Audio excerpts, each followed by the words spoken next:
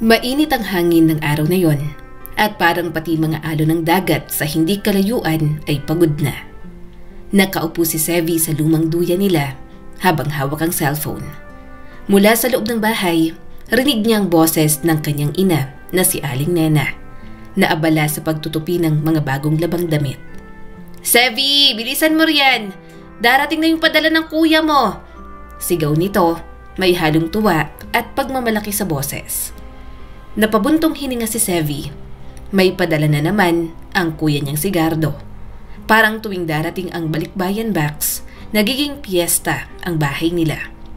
Hindi kasi nakakalimutan ng kuya niya na mamili tuwing may stop sa mga bansang pinupuntahan nito. Pagdating ng delivery truck, halos lahat ng kapitbahay ay naglabasan. Si Aling Baby, si Mang Densyo, pati mga bata sa kabilang kanto ay sumilip. "Si Gardo talaga, napakabait," sabi ni Aling Baby habang tumutulong magbaba ng kahon. "Iba talaga kapag may sima na anak, ano? Mataas ang ranggo ng kuya mo sa barko, hindi ba?" Napangiti si Sevi, pilit na nakikisabay sa saya. "Opo tita, lagi po talagang may pasalubong si kuya." Pero sa loob-loob niya, alam niyang ang bawat tawa ay may kapalit. Kapag nagpadala si Gardo, may mas mataas na expectations. Dapat mag-aral siya ng mabuti. Dapat huwag magreklamo. Dapat marunong magpasalamat. Dapat lahat ng gusto nito ay sinusunod niya. Pagbukas ng kahon, lumabas agad ang amoy ng sabon at imported na kape. Ang kanyang ina ay parang batang nakakita ng laruan. "Tingnan mo, Sevi!" sabi nito. "May bagong rubber shoes ka, oh! Galing pa daw Japan ito." Ngumiti si Sevi. Kinuha niya ang sapatos na kulay puti at may brand na hindi niya mabasa. Pero alam niyang mahal yun. "Salamat po." Kinagabihan, habang tahimik na kumakain sila ng hapunan, hindi pa rin tumitigil ang ina sa pagbanggit ng pangalan ng kanyang kuya. "Alam mo, Sevi," sabi nito, "kung hindi dahil sa kuya mo, baka hanggang high school ka lang. Ang swerte mo, anak. Kaya pagbutihin mo, ha. Huwag mong sayangin ang sakripisyo ng kuya mo." Tumango si Sevi. Hindi na bago ang linyang yon. Halos araw-araw niyang naririnig. Minsan sa almusal, minsan bago matulog, minsan pa nga sa gitna ng sermon kapag napapagalitan siya. Pero habang nakikinig siya, parang unti-unti siyang napupuno ng isang tahimik na bigat na damdamin. Gusto niyang sabihin na kailan ba siya magiging sapat.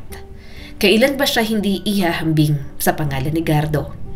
Ayaw niyang sinasabihan siyang tumula dito dahil alam niya ang mga kalokohan nito. Pero ang mga salitang yon ay nananatili lang sa isip niya. Sa mesa, ngumiti siya at kumuha na lang muli ng kanin at ulam. Kinabukasan, sa eskwelahan, halos lahat ng kaklase niya ay may alam tungkol kay Gardo. "Uy, Sevi, padalhan mo naman ako ng imported na chocolates, oh." Biro ni Miko, na kaklase niyang mahilig mang-asar. "Siman yung kuya mo, di ba? Dami sigurong chick sa barko." "Loko ka talaga," sagot ni Sevi, pero may halong pilit na tawa. "Hindi seryoso ako. Ang swerte mo, tol. Kung ako yan, baka araw-araw akong humirit. Single pa naman ang kuya mo. Siya pa ang nagpapaaral sa'yo." Umiling si Sevi. "Hindi naman ganon. Hindi rin naman madali ang ginagawa sa barko." Ikaw, balak mo rin bang magsiman?" tanong ni Miko. Napahinto si Sevi. Noon pa man, lahat ng tao parang may sagot na para sa kanya. Magsiman ka rin tulad ng kuya mo. Pero siya, gusto niyang maging engineer. Gusto niya sana yung malayo sa field ng kuya niya para hindi siya maikumpara. "Hindi siguro," sagot niya. "May ibang plano ko." Sayang. Di sino magpapadala ng balikbayan box sa amin?" Tawa ni Miko. Natawa rin si Sevi, pero may kirot pa rin sa kanya. Pagsapit ng hapon, naglalakad siya pa uwi. Pagdating sa bahay, naroon na naman si Aling Baby at ang ilan pang kamag-anak nila. Nagkakwentuhan ang mga ito tungkol kay Gardo. "Grabe talaga yung anak mo, Nena," sabi ni Aling Baby. "Kung lahat ng lalaki ganyan, wala nang magugutom." Si Sevi nga, tiyak susunod sa yapak ng kuya niya." Sagot ng ina ni Sevi at may ngiting puno ng pag-asa. Magaling din naman tong mag-aral. Ngumiti si Sevi pero hindi na nagsalita. Kinuha niyang cellphone niya at pumasok sa kwarto. Binuksan ni Sevi ang cellphone. May bagong mensahe siyang natanggap. Mensahe yon mula sa kuya niyang si Gardo. "Ingat sa school, Sevi. Ikaw nang bahala kay mama."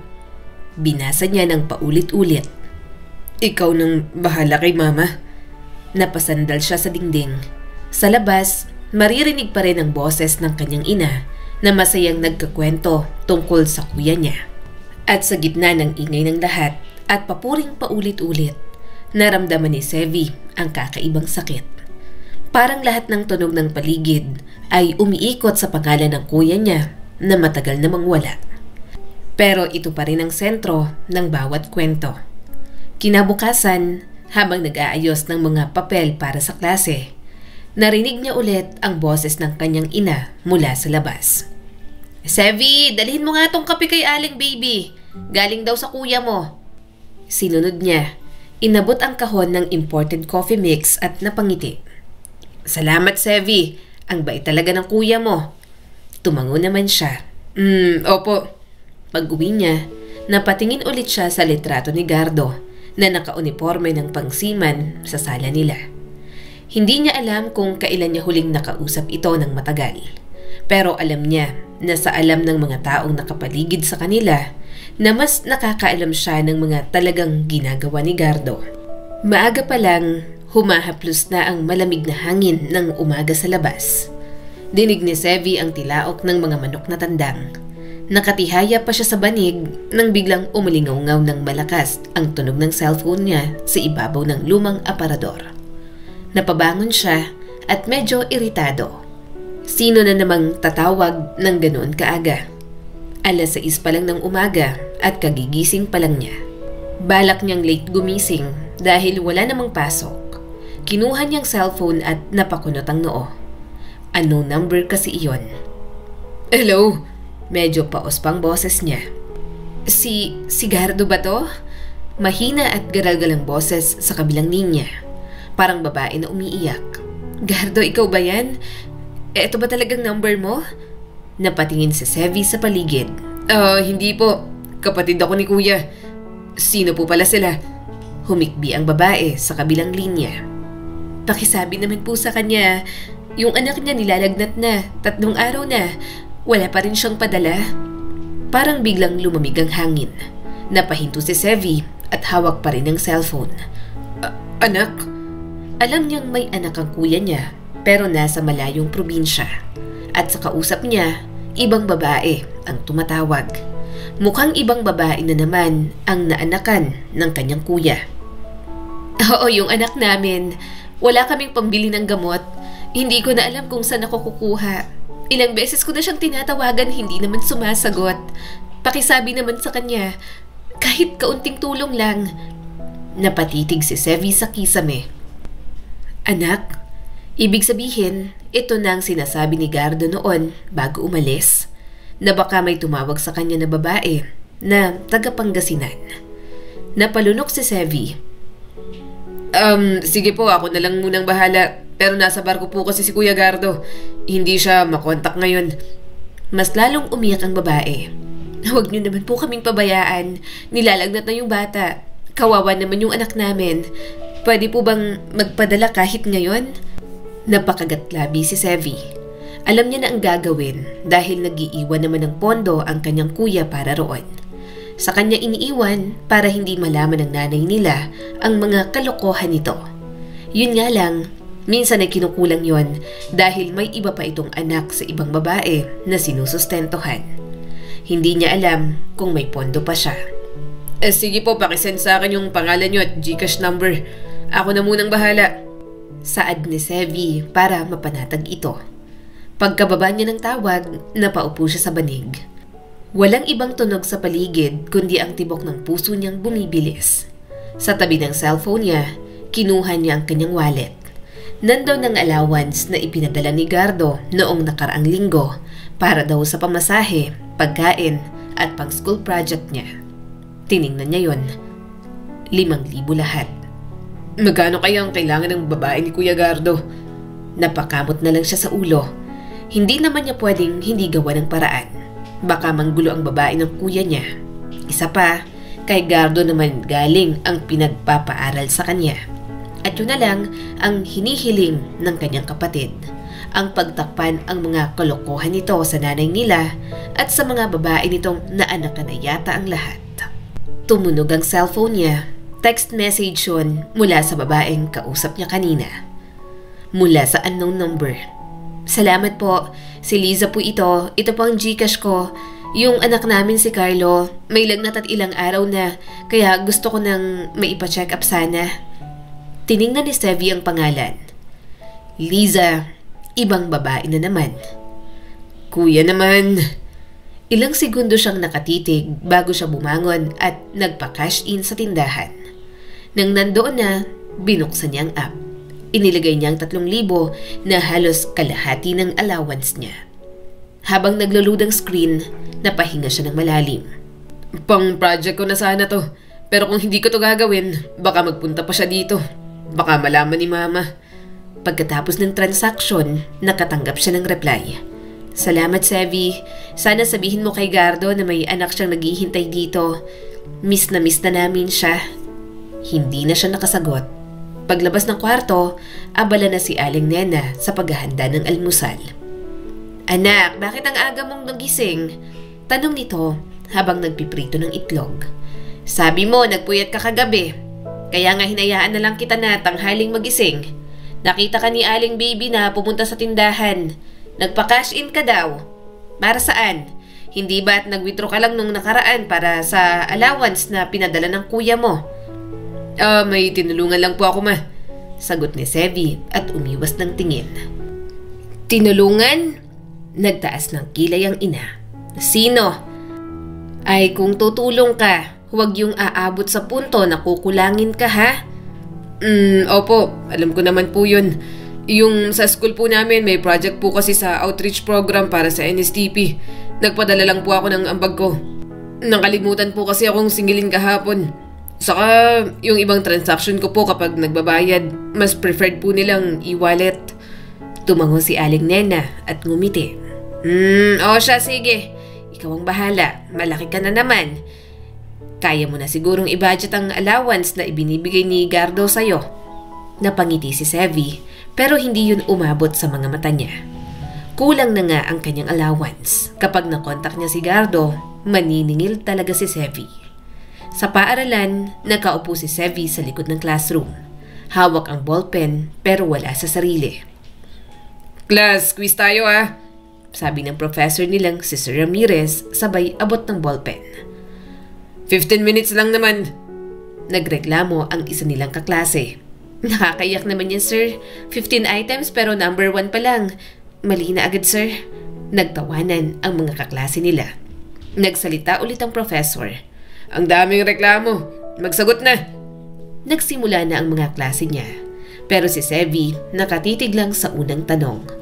Hindi pumasok ang mga yon sa isipan niya. Ang iniisip niya ay ang 3,000 lumipad palabas ng kanyang wallet. Paano ko mababawi yun? Kailan ulit magpapadala si kuya? Kailangan ko na yung pera at totoo bang anak niya talaga yun? Bulong niya sa sarili. Napatingin siya sa bintana. Lutang ang pakiramdam niya. Namomroblema talaga siya. Sevi! Tawag ni Sir Ramirez. Okay ka lang? You've been staring at the paper for 10 minutes. Napatingala siya bigla. Opo sir, pasensya na po. Mabilis niyang sinagutan ang mga tanong kahit wala siya sa focus.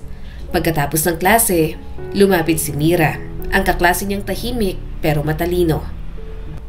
May mahabang buhok at palaging may dalang maliit na notebook. Sevi, okay ka lang ba? Tanong nito habang naglalakad sila palabas ng silid. Oo naman. Bakit mo na itanong? Pilit niyang sagot. Kasi kanina parang lutang ka. Hindi mo nga yata narinig yung timer ni Sir Napakamot siya ng noo. Medyo kulang lang sa tulog. Nagpuyat ako kagabi. Nang sumapit ang gabi, habang nag-aaral sa maliit na mesa sa kwarto, muling nag-vibrate ang cellphone niya. Tiningnan niya agad at agad niya yung sinagot. Hello kuya. May tumawag sa akin na babae mo na naman. Lisa daw ang pangalan. Wala ka ng pondo sa akin. Nagalaw ko pati allowance ko. Reklamo niya agad. Sumagot naman si Gardo. Sige. Magpapadala ako sa'yo bukas. Bank transfer na lang sa Thursday. Napapikit siya. Sa Thursday pa, pero okay lang. Abot pa naman sa deadline. Gusto niya pang pagsabihan si Gardo. Gusto niyang sabihin dito na tantanan na ang pambababae. Kaso pakiramdam niya, wala siyang boses para roon. Baka mabwisit lang sa kanya at hindi siya padalhan ng allowance. Sabi ni Gardo, mas malaki ang sahod sa susunod niyang kontrata. Masayang sabi ng kanyang ina, hindi maitatanggi ang pagmamayabang sa tinig. Nako, abay swerte talaga kayo. Sana all may sima na anak. Sagot ni Aling Nida, tumatawa habang nililigpit ang sariling plato. Oo nga dagdag pa ng kanyang ina habang kausap ang bisita. Kung hindi dahil sa kanya, ewan ko kung saan kami pupulutin. Si Sevi nakapag-aral pa dahil sa kuya niya. Napatingin si Sevi sa mga ito at pilit na ngumiti. Alam niyang hindi yun unang beses na narinig niya yon. Pero sa tuwing sinasabi ng kanyang ina, parang mas lalong tumitindi ang bigat sa dibdib niya. Tahimik siyang kumain ng kanin kahit busog na. Hindi na siya umimik nang ipagpatuloy ng mama niya ang kwento tungkol sa bagong kontrata ni Gardo. Alam niyang may halong pagmamalaki yon, pero siya lang ang nakakaalam kung anong kapalit ng mas malaking sahod na yon. Isang hapon, bumuhos ang ulan bago pa matapos ang huling subject nila. Maingay ang mga estudyante sa hallway. Nagtatawanan habang nag-aabang kung titila pa ba bago umuwi. Si Sevi, nakaupo lang sa may gilid, pinagmamasdan ang malalaking patak ng ulan na bumabagsak sa bubong ng quadrangle. Wala siyang payong gaya ng madalas. Habang inaayos niya ang libro sa bag, may marahang boses ng babae na lumapit sa kanya. Wala kang payong? Nilingon niya si Mira. Hawak nito ang isang asul na payong. Basa ang dulo ng buhok nito, halatang nagmamadaling sumilong galing sa kabilang building. Wala, sagot ni Sevi at medyo nagulat. Pa-share naman sa payong. Ngumiti naman si Mira. Kaya nga kita nilapitan Habang naglalakad sila palabas ng gate, mahigpit nilang hinahawakan ng payong. Sobrang magkadikit na ang balikat nila. Nagbabanggaan sila ni Mira, kaya inakbayan niya ito. Agad namang namula ang dalaga. Crush niya si Mira at alam niyang may pagtingin din ito sa kanya. Mabuti na lang, humihina na ang ulan habang papunta sila sa sakayan. Pagdating sa tapat ng fishbowl stand, biglang huminto si Mira. Gutom ka? Libre kita, sabi nito, sabay ngiti. Huwag na, may pera ako. Mabilis na sagot ni Sevi. Ako nang manlilibre sa'yo. Ako na, please. Next time ka na lang manlibre. Natawa si Sevi ng bahagya at pumayag na lang. Mahirap makipagtalo kay Mira. Ito palagi ang nananalo.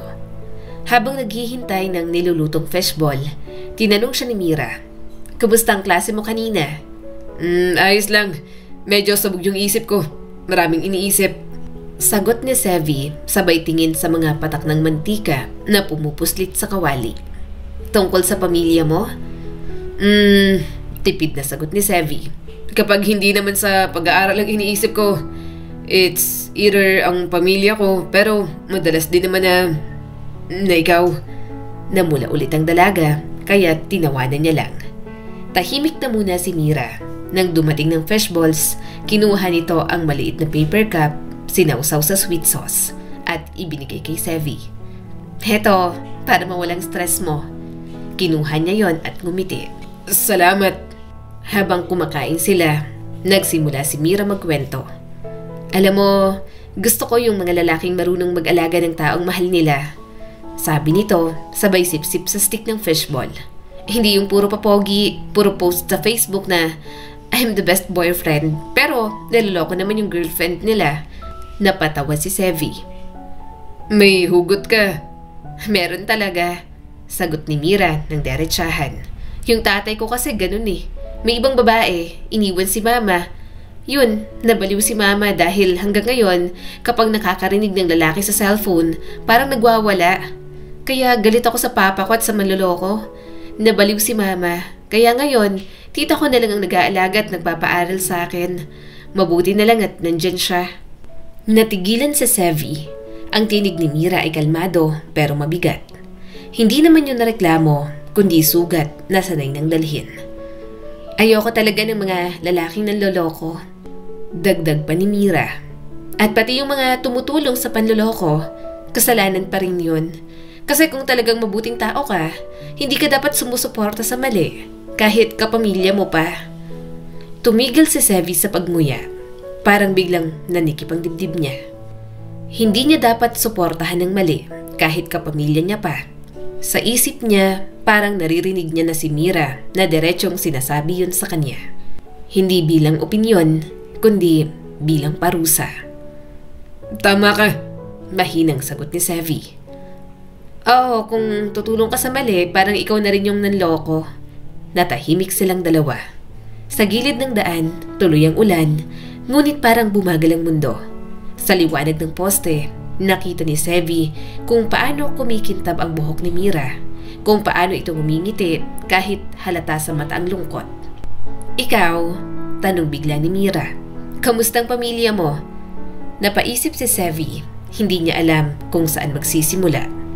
Okay lang. Sagot niya at halatang nag-iingat. Busy lang si mama sa bahay. Wala na si papa kaya ang mama ko talagang libangan na lang ang makipagchismisan. Mas okay na yun kesa mag-asawa ulit. Pero kung mag-aasawa siya ulit, sana yung nakatapos na rin ako sa pag-aaral. Ayoko kasing makisama sa hindi ko naman talaga tatay. Pero syempre sisiguraduhin pa rin namin na mabait ang mapapangasawa niya ulit.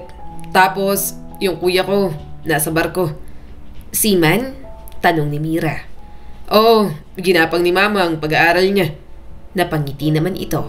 Wow, siguro proud na proud kayo sa kanya. Ngumiti si Sevi ng pilit. Oo, proud si mama. Hindi na niya dinagdagan pa. Hindi na niya kayang sabihin na ang kapatid niyang iyon ay may anak sa 3 babae. Na siya mismo ang nagpapadala ng pera sa mga babaeng yon kapag hindi sumasagot si Kuya Gardonya. Na siyang laging humaharap sa mga taong umiiyak sa cellphone. Habang pinagmamasdan niya si Mira, napaisip siya kung gaano kasimple ang buhay kung wala siyang dalang mga lihim na hindi naman sa kanya. Pagkatapos nilang kumain, naglakad silang dalawa pa uwi. Malamig ang hangin at ang ulan ay unti-unti nang humihina. Hawak pa rin ni Mira ang payong. Saan ka nakatira? Tanong ni Mira. Doon lang sa may looban, malapit sa barangay hall. Tumango ang dalaga. Malapit lang pala. Madalas ka bang naglalakad pa uwi? Oo, tahimik kasi. Mas gusto ko yung ganitong oras. Ngumiti si Mira. Ako rin, mas gusto ko yung tahimik na gabi, parang kahit saglit, wala munang problema. Nakakapag-isip-isip kasi ako bago umuwi. Parang muni-muni na rin. Pagdating nila sa kanto kung saan dapat maghiwalay ang daan, huminto na sila. Dito na ako, sabi ni Mira. Salamat sa payong. Tumawa naman ito. Walang anuman, basta next time, ikaw naman ang malilibre sa fishball. Tumawa rin si Sevi. Sige, next time. Sa restaurant na. Ililibre kita. Ingat ka, Mira. Ikaw din, Sevi. Habang naglalakad siya pa uwi, iniisip pa rin niya ang mga sinabi ni Mira. Ang boses nito na malinaw pa rin sa utak niya. Hindi niya dapat suportahan ng mali kahit pamilya niya pa. Maagang gumising si Sevi ng umagang yon. Umaasang magiging normal ang araw niya. May project presentation siya sa major subject. Matagal na niyang pinag-ipunan ang printing at materials.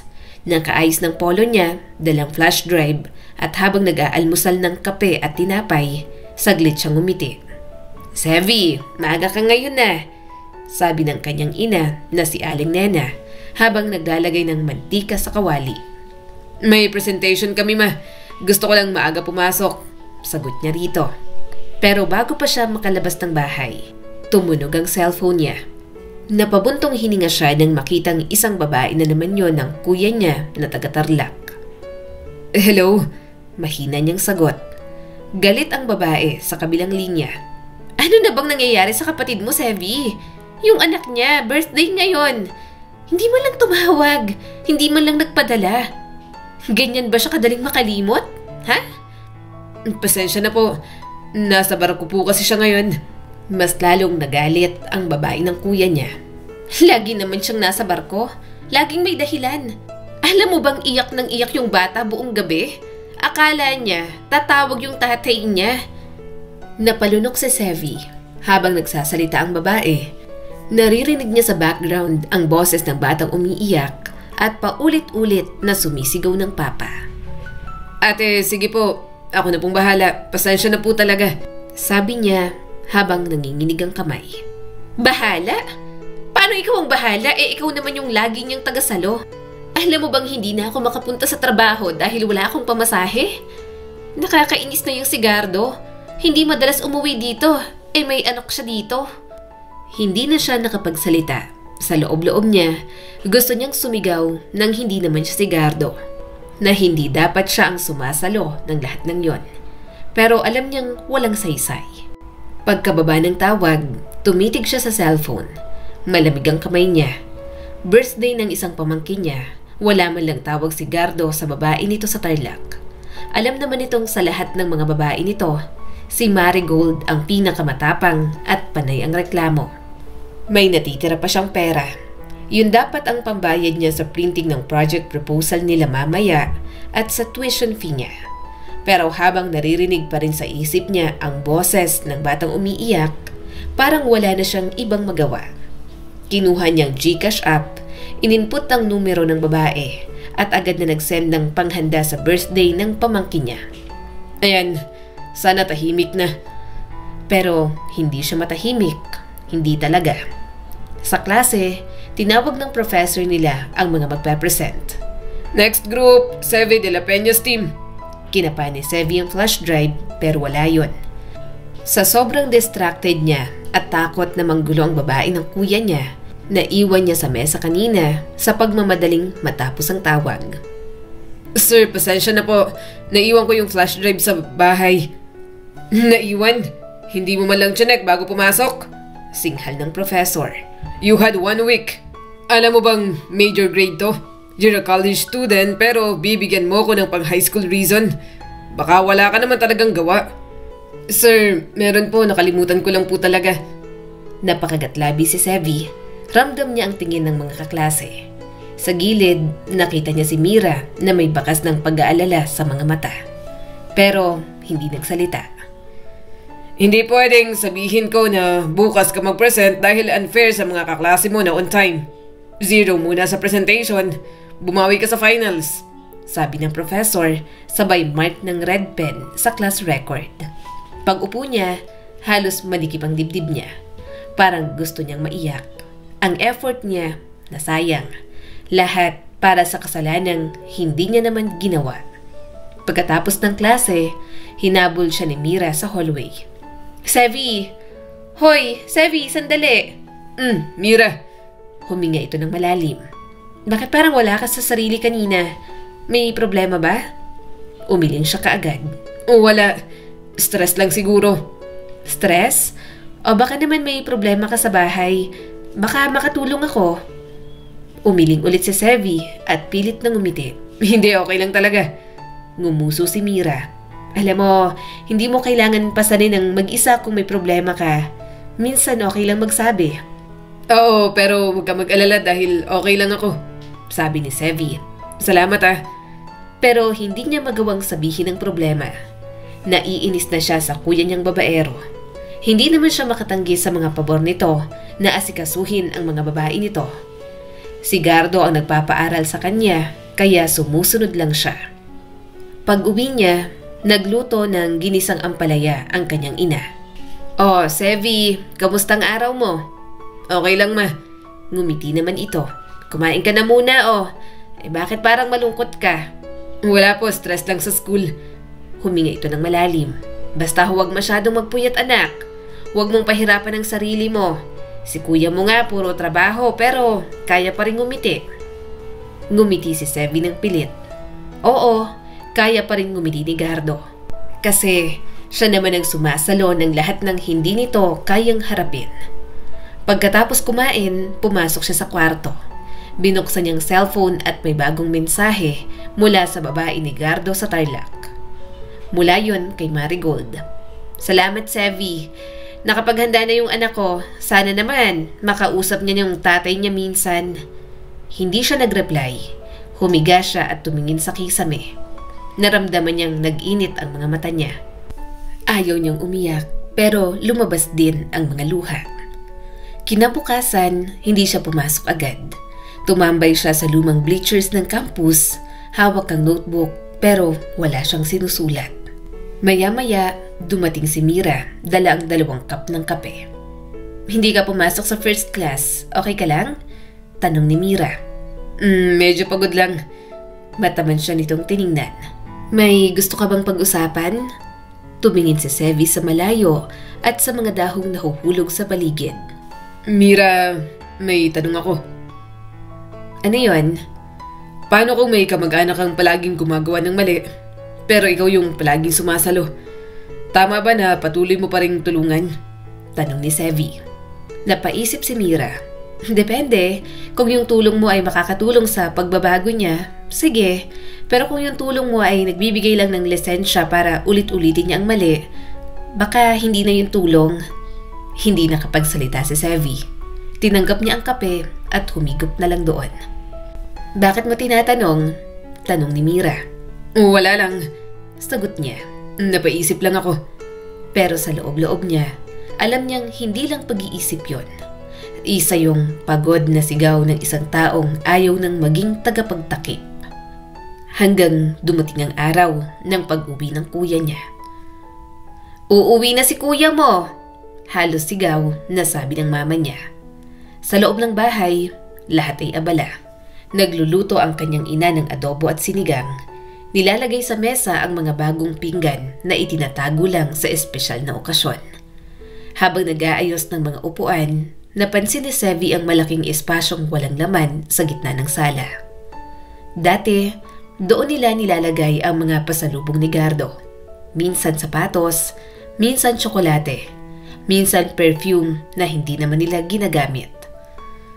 Anong oras daw dating ng bus kung saan nakasakay ang kuya? Tanong ni Sevi. Mga 5:00 raw. Excited ka na? Tanong ng mama niya habang tinatakpan ng kaldero. Medyo, sabi na lang ni Sevi. Makalipas ang ilang oras, huminto ang tricycle sa tapat ng bahay nila. Sa likod, bumaba si Gardo na malapad ang ngiti at may kasamang babae na may mahabang buhok, maputi at may dalang bag. Ma, Sevi! Sigaw ni Gardo sabay yakap sa ina. Eto po pala si Rina, girlfriend ko.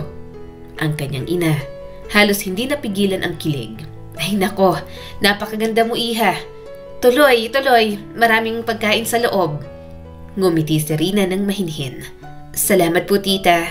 Si Sevi, nakatayo lang sa gilid, pinilit ngumiti. Kuya! Oh, Sevi!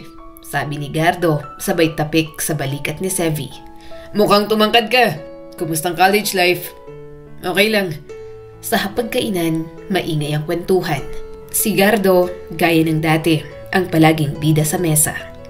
Nagpatuloy ang tawanan at kainan, pero sa loob ni Sevi, parang may kumukulong galit.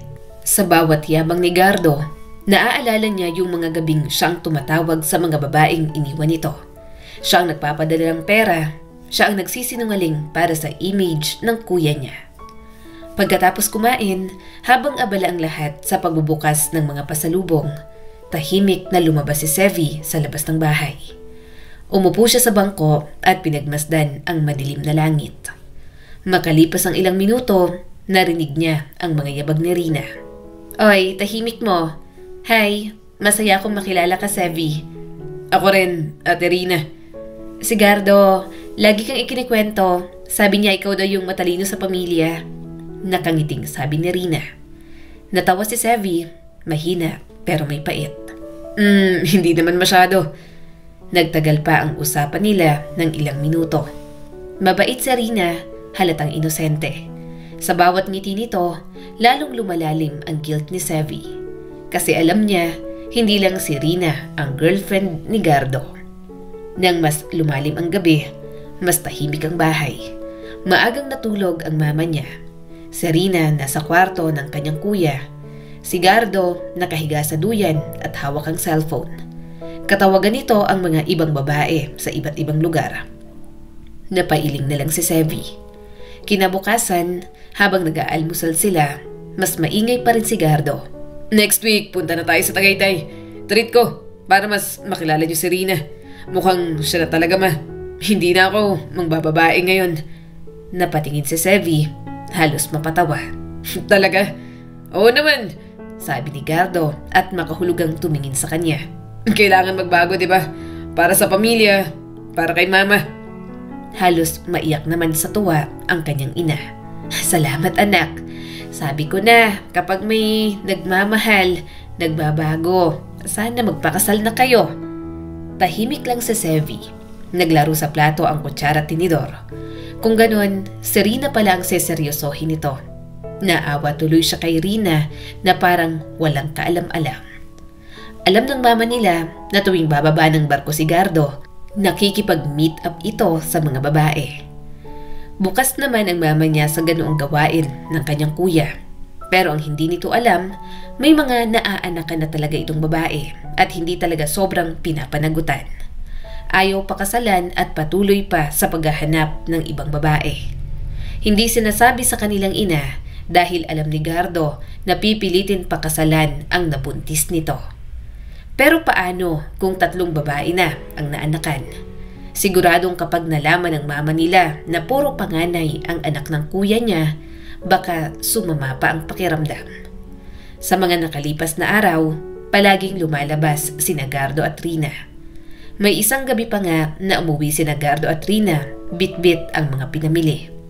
Masaya pa rin ang tono ni Gardo, pero si Sevi hindi na makatingin ng diretso sa kuya niya. Hindi niya masikmura na may bagong babae na naman ang kuya niya habang may 3 batang naghihintay dito. Isang araw, hawak na naman ni Sevi ang cellphone.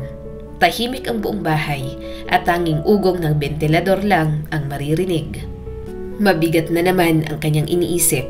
Mula pa kaninang umaga, paulit-ulit niyang binubuksan ang inbox. Binabasa ang mga mensahe mula sa 3 babae na pare-parehong may isang pangalan sa dulo ng mga hinaing. Si Gardo lang naman ang hinahanap ng mga ito. Nandoon si Liza, ang una.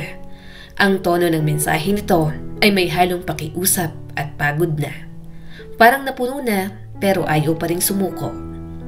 Sevi, baka naman pwedeng pakisabihan si Gardo na magpadala kahit kaunti lang. Halos 7 buwan ko na siyang hindi nakikita. Miss na siya ng anak ko. Kapag uuwi, sobrang saglit lang dito. Alam ko naman na kayo ang priority niya kasi breadwinner siya sa inyo. Pero wag niya naman sana kaming kalimutan. Hindi ko naman siya hinihinga ng sobra. Pambata lang yung kailangan ko. Wala na kaming gatas. Wala na rin akong pamasahe papunta sa palengke kung saan ako nagtatrabaho. Alam mo naman, hindi ako marunong humingi. Pero ilang linggo na rin ako naghihintay, lalo na't enrollment na sa susunod na buwan.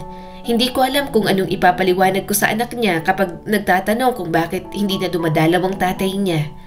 Hindi ko naman kayang magsinungaling palagi. Sevi, ang hirap kasi. Gusto kong maniwala na may dahilan siya. Pero habang tumatagal, parang ako na lang ang umaasa sa aming dalawa. Para bang binabaliwala niya na ako? Napalunok si Sevi. Ramdam ang bawat salitang parang dagok. Hindi niya alam kung paano pa siya magpapaliwanag sa babae. Hindi naman niya kasalanan, pero siya ang palaging pinapadalhan ng ganoong mga mensahe.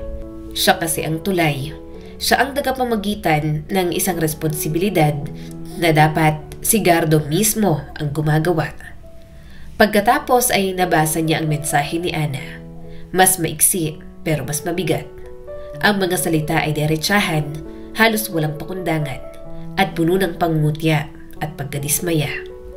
Sabihin mo nga sa kuya mo, may lagnat yung anak namin. 3 araw nang sinisinat pero hindi pa rin siya nagpaparamdam. Nasa laot pa rin ba siya o kung saan na naman gumala? Kung ayaw niya sana, sabihin na lang niya ng harapan. Hindi yung ganito, parang multo na lang siya sa buhay namin. Alam mo, Sevi, hindi ko naman siya pipilitin kung ayaw niya na talaga. Pero sana man lang, maalala niya na may batang umaasa sa kanya. Hindi pera lang ang kailangan namin.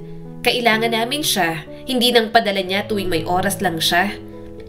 Pagkabasa niya noon, parang biglang lumamig ang paligid kahit ang araw ay tirik na tirik pa sa labas. Hindi niya alam kung mas nakakaawa ba si Ana o ang batang binabanggit nito. Lahat ng galit ng babae ay may halong lungkot at yon ang mas mahirap tanggapin. At pagkatapos, ang pinakahuling mensahe, galing kay Marigold, ang pinakamatapang sa tatlo. Hindi ito gaya ng mga nauna na may halong pagmamakaawa.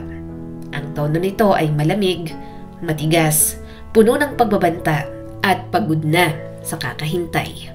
Sevi, huwag mo akong subukan. Kung hindi magpapakita si Gardo ngayong linggo, pupunta ako sa bahay ninyo. Alam kong nandyan siya sa tuwing uuwi pagkababa ng barko.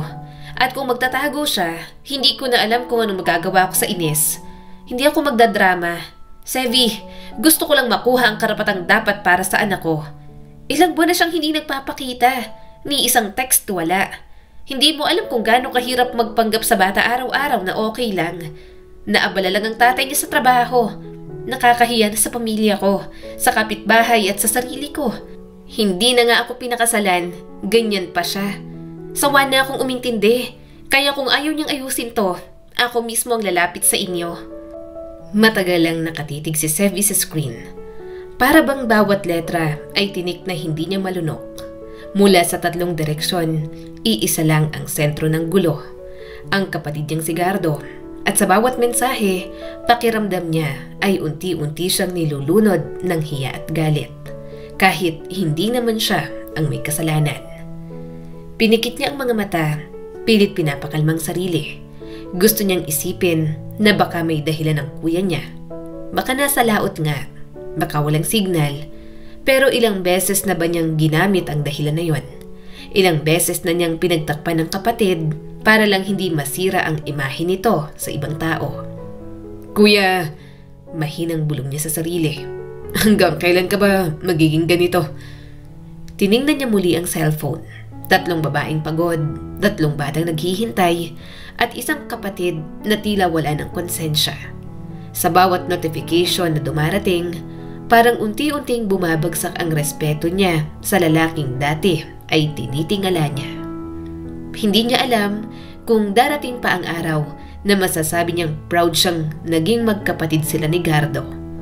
Ang alam lang niya, kung hindi niya ito kakausapin, tuluyan na silang lulubog sa hiya at siya ang unang malulunod. Kinagabihan, dumating si Gardo. Pawis, amoy alak at madalang plastic bag na may lamang fried chicken. Sevi, kain tayo, libre ko. Sigaw nito sabay bagsak ng plastic sa mesa. Galing ako sa mga kaibigan ko dati. Kaunting inuman lang. Tahimik lang si Sevi habang pinagmamasdan ng kuya niya. Lasing pero nakangiti pa rin at parang walang mabigat na problema. Kuya, mahina niyang sabi. Pwede ba tayong mag-usap? Ngayon? Tumawa si Gardo sabay bukas ng isang bote ng soft drinks. Relax ka lang, Sevi. Kain muna tayo. Hindi to tungkol sa pagkain. Malamig na sagot ni Sevi. Umupo si Gardo sa silya at inabot ang isang pirasong manok. Seryoso ka na naman ah. Ano to? Sermon? Kuya, kailangan mo nang itigil to. To? Kunot noon ni Gardo. Anong to? Yung mga babae. 3 na silang may anak mo. Tapos ngayon may babae ka na naman. At alam kong wala siyang ideya sa mga naging babae mo at mga anak mo. Katulad ng walang ideya ang mga babae mo na marami sila sa buhay mo. Tumigil si Gardo saglit, tapos biglang natawa. Yan lang ba? Aba Sevi, relax ka lang. May pera naman ako. Kaya ko silang lahat. Saka si Rina, seseryosohin ko na siya. At siyang babaeng pakakasalan ko. Mahal ko yun at ibang-iba sa mga nauna kong babae. Pero ang unfair ng ginagawa mo kay Ate Rina, hindi naman pera ang problema. Hindi mo ba naiintindihan? Hindi mo lang sila pinaasa, kuya. Niloko mo sila. Niloko mo rin si mama at niloko mo rin ako. Natahimik ang buong bahay. Sa kwarto, maririnig ang kaluskos ng kanilang ina. Mabuti at wala si Rina doon. Umuwi na muna ito sa lugar ng mga ito dahil nagkaroon ng emergency. Lumabas ang kanilang ina at may hawak pang walis. Ano tong naririnig ko? Wala ma, sagot ni Gardo agad na pilit tumawa. Si Sevi lang, stress sa school. Stress? Bulalas ni Sevi at tumayo mula sa upuan. Stress? Kasi ako lagi ang sumasalo ng kalokohan mo, kuya. Ako ang kausap ng mga babae mo. Ako ang nagpapadala sa kanila ng pera kasi wala ka.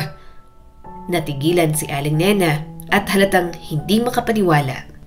Anak, totoo ba to? Anong mga babae? Nagpapadala ka ng pera sa iba't ibang babae? Mariing sabi ni Sevi. Oo, kailangan niya magpadala. 3 na yung babaeng may anak ni kuya. At lahat sila umaasa pa rin kasi sabi ni kuya, babalikan daw niya sila. Napahawak si mama niya sa dibdib at umupo sa silya. Diyos ko, anong 3 anak? May mga apo na ako? Ngumiti si Gardo pero malamig ang tingin sa kanya. Totoo ba, Gardo?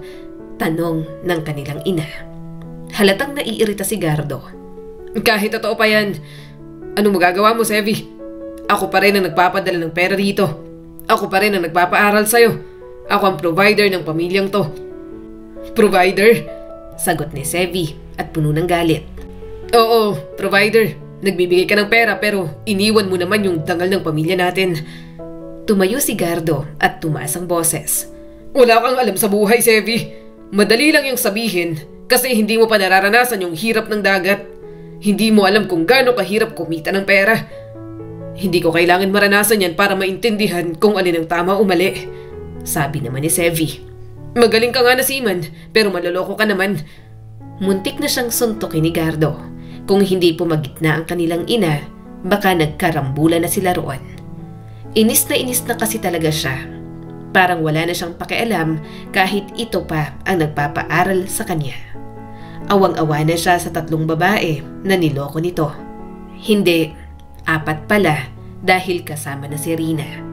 Pero mas naaawa si Sevi sa mga batang umaasang makasama ito. Pero ang tatay, walang inatupag kundi magparami ng lahi at maghanap ng ibang babae na papatol pa rito. Natahimik ang kanilang ina. Kita sa mga mata nito ang halong takot at pagkadismaya. Ma, pakiusap ni Sevi. Sabihin mo naman kay kuya. Sabihin mo na mali yung ginagawa niya. Ngunit umiling lang si Aling Nena ng mabagal. Anak, hindi mo naiintindihan. Si Gardo siya ang bumubuhay sa atin. Kung wala siya'y, paano na tayo? Nanginig si Sevi. So dahil may pera siya, tama lahat ng ginagawa niya? Hindi ko sinasabing tama, sagot ng kanyang ina. Pero hindi mo rin mababago ang katotohanan. Siya ang nagsasalta ng pera rito. Siya ang dahilan kung bakit ka nakakapag-aral. Natahimik si Sevi. Sa loob-loob niya, gusto niyang sumigaw, gusto niyang umiyak, pero imbes napayuko siya. Si Gardo naman, tumawa ng mahina. Ay ano, si mama nga, alam kung anong realidad. Huwag kang idealistic, Sevi. Hindi lahat ng tama ay praktikal. Hindi lahat ng mali ay masama agad. Ganyan lang talaga ang buhay. Hindi kuya. Mahinang sagot ni Sevi. Ganyan lang ang buhay mo kasi ang pangit ng mga desisyon mo. Oo, meron ka ngayon. Kaya mo i-handle lahat. Pero darating ang panahon na babalik sa'yo ang karma. At kapag nangyari yun, tatawanan na lang talaga kita. Tumigil si Gardo at tumingin sa kanya ng masama. Alam mo, palibhasa, puro libro at moral values ang pinapasok mo sa utak mo. Sa totoong mundo, hindi ganyan. Sa totoong mundo, kailangan mong maging madiskarte. Hindi puro prinsipyo. Diskarte? Balik ni Sevi. Tawag mo sa pambababae mo, diskarte. Ibang klase. Biglang tumayo si Gardo. Ayoko nang makipagtalo rito. Wala ka namang alam sa totoong hirap, Sevi. Relax lang. Kapag nasa totoong mundo ka na, maiintindihan mo rin ako. Hindi kuya. Matatag na sabi ni Sevi. Ayokong dumating sa punto maiintindihan ko yung ginagawa mo. Dahil kung ganun, ibig sabihin, naging kagaya mo na rin ako. Napangiti si Gardo pero malamig ang tono. Good luck sa mundo, bunso. Tingnan ko kung gaano katagal tatagal yung kabanalan mo. Patabog na umakyat si Gardo at pumasok sa kwarto nito. Napabuntong hininga na lang ang kanyang ina at hinampas siya sa braso. Mabait ang kuya mo kapag kinausap mo. Hindi ka matitiis nun. Mag-sorry ka. Bakit mo naman kasi inaway ng lasing? Pero umigting ang panga ni Sevi. Hindi ako magsasorry, ma. Alam kong hindi ako gumagawa ng mali, kaya hindi ako magsasorry. Hoy, kapag hindi ka pinag-aral nun, lagot ka na talaga. Bulalas ng kanyang ina. Pero diretso na lang siya palabas. Wala na siyang pakialam. Alam niyang magkakabati pa rin naman sila. Ilang beses na silang nagtalo ng ganoon ni Gardo. Pero talagang magpapahangin na muna siya dahil parang sasabog na ang kanyang utak. Lumipas ang mga araw na wala silang imika ni Gardo. Nagbibigay ito ng allowance pero wala na lang pasabi. Sa mga araw din na yon, bumalik si Rina sa kanila. Mabait si Rina, mabait sa paraang nakaka-guilty. Kung tutuusin, ito ang unang babaeng ipinakilala ni Gardo sa pamilya ng buong tapang. Kaya ang nanay niya, tuwang-tuwa at hindi na naisip ang mga naunang babae na binuntis nito. Si Sevi naman, tahimik lang. Pero sa loob niya, takot siya sa mga pwede pang mangyari. Lumapit si Rina, dalang 2 baso ng iced tea. Sevi, pahinga ka muna. Kanina ka pa nag-aaral. Baka ma-stress ka. Salamat, Ate Rina. Sagot ni Sevi sabay abot ng baso. Hindi siya sanay na tawagin itong Ate Rina, kahit mas matanda ito ng 5 taon sa kanya. Parang hindi niya kayang sabihin yon dahil sa loob-loob niya, hindi siya sigurado kung nararapat ba talaga ito sa buhay ng kuya niya. Tahimik silang uminom ng iced tea. Si Rina nakatingin sa langit habang nagduduyan. Ganda ng panahon, no? Akala ko uulan. Maikling sagot ni Sevi. Sinusubukan niyang maging magalang. Pero halatang malamig ang tono niya. Alam mo, ang tahimik mo talaga. Biro ni Rina at tumawa ng mahina. Saka parang hindi kayo nagpapansin na ni Gardo. Nag-away ba kayo ng kuya mo? Napangiti si Sevi ng pilit. Hindi naman. Sandaling katahimikan ang namayani sa kanila. Hangin lang ang naririnig at tahol ng aso sa malayo. Pagkatapos, muling nagsalita si Rina. Sevi, gusto mo ba ng pamangkin? Tanong nito. Napalingon si Sevi. Tumawa si Rina at parang nahihiya. Si Gardo kasi, minsan na pag-uusapan namin, gusto na raw niyang magka-baby. Kumulo agad ang inis niya. Gustong magkaroon ng anak pero hindi mabigyan ng oras ang 3 anak sa iba't ibang babae.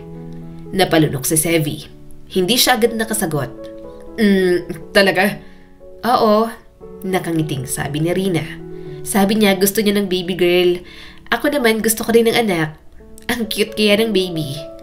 Habang nagsasalita si Rina, tila may mabigat na kumurot sa dibdib ni Sevi. Naiinis siya sa kuya niya. Palaging nagpapadami ng lahi na para bang nakakataas ng ego nito bilang lalaki. Kung gusto niyo po ng anak, mahinahon pero diretso niyang sabi. Siguro, mas maganda kung magpakasal muna kayo, Ate Rina.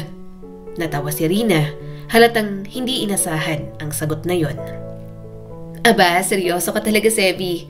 Gusto mo akong maging hipag? Alam mo, hindi naman kailangan ng kasal bago magka-baby.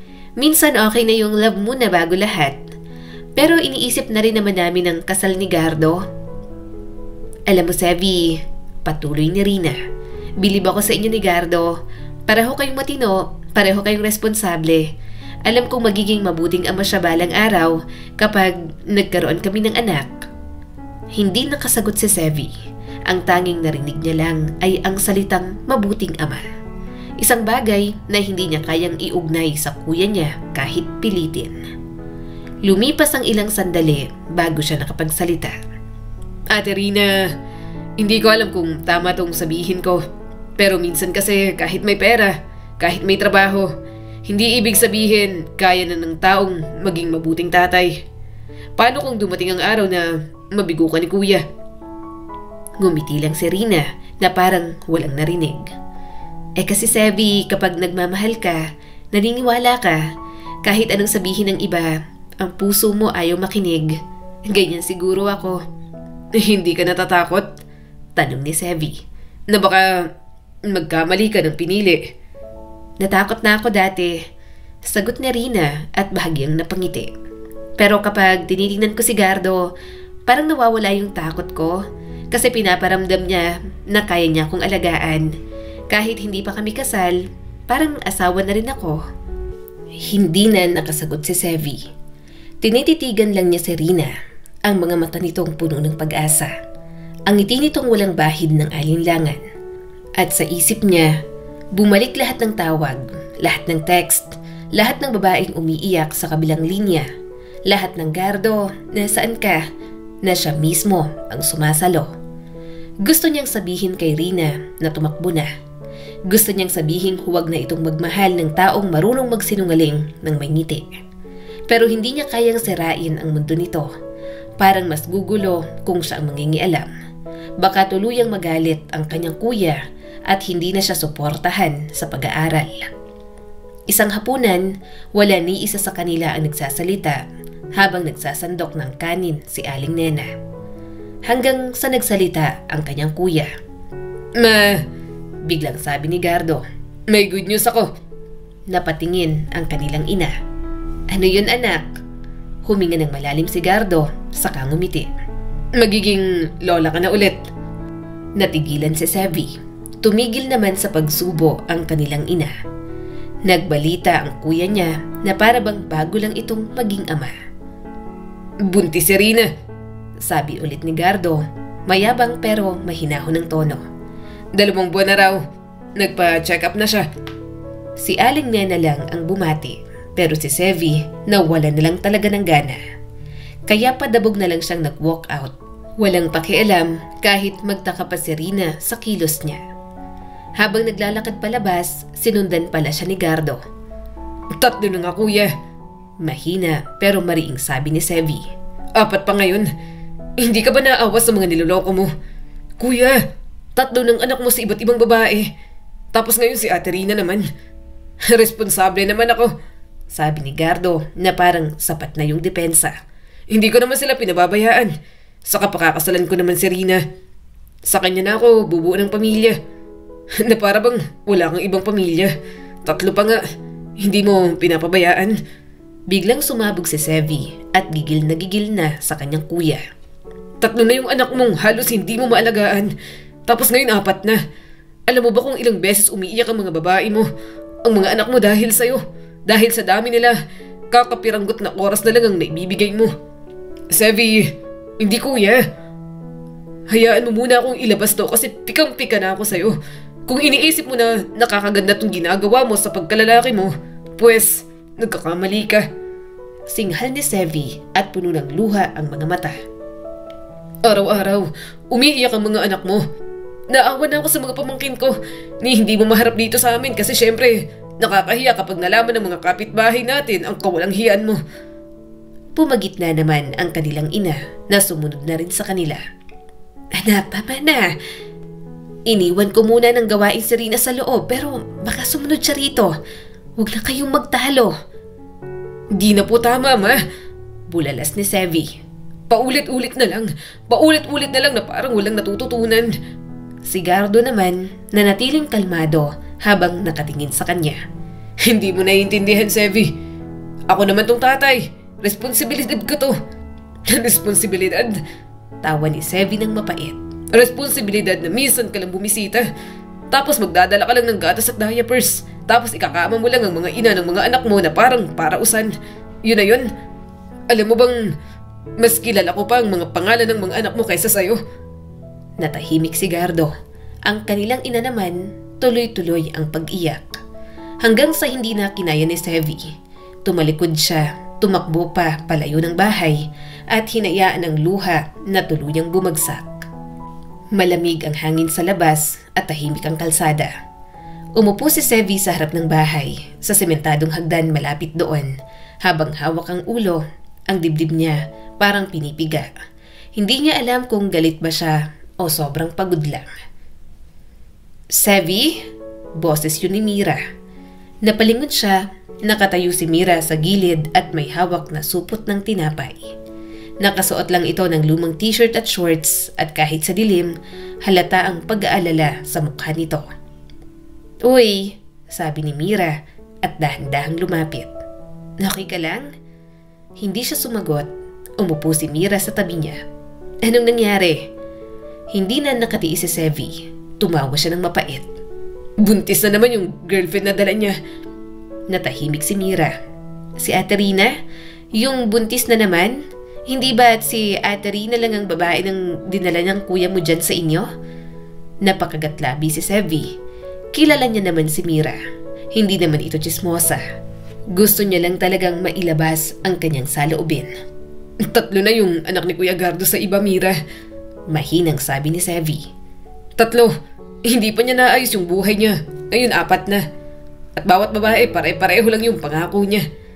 Tumingin si Mira sa kanya at bakas ang gulat. Seryoso ka ba? Tumango si Sevi. Selfish ang kuya ko. Lagi niyang iniisip na kaya pa niya. Na di bale may trabaho siya, may pera siya. Kaya niyang panindigan. Pero hindi niya alam bawat anak na pinapanganak may kasamang inang winawasak. Ako yung nakakarinig ng iyak nila, ng mga pamangkin ko. Ako yung sinasabihan ng mga babae niya. Kasi ako ang pinapaharap ni kuya at hindi sumasagot ang baliw na yun. Ako yung nakakakita sa mga batang hindi niya na maalala kung kailan huling nakita. Pero hindi mo siya mapipilit magbago, sabi ni Mira at malungkot na tumingin sa kanya. Alam ko, sagot ni Sevi. Pero ang hirap panoorin, Mira. Parang lahat ng mali niya, kami yung sumasalo. Si mama yung nagdadala, ako yung sumasalo ng hiya.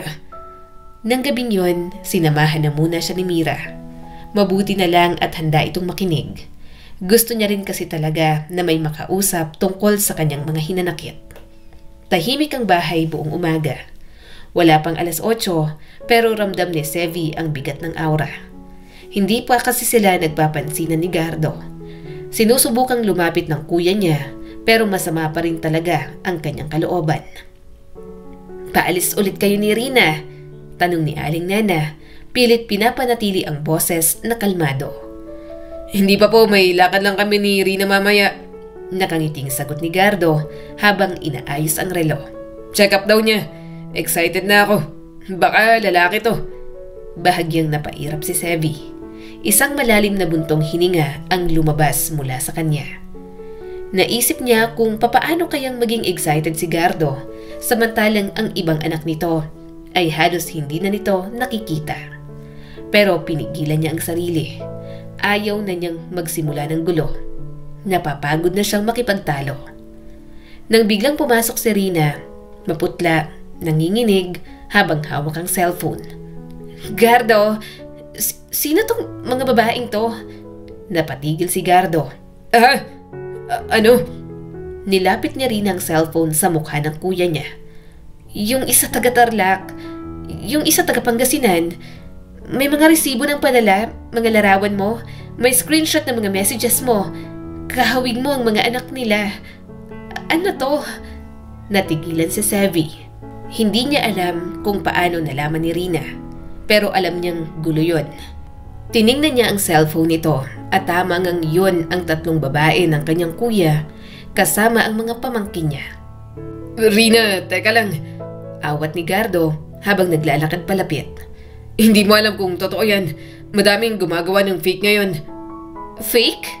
Halos sumigaw na si Rina at bakas ang galit sa mukha nito. Nakita ko mismo ang pangalan mo sa remittance at sa remittance ng pangalan ng kapatid mo.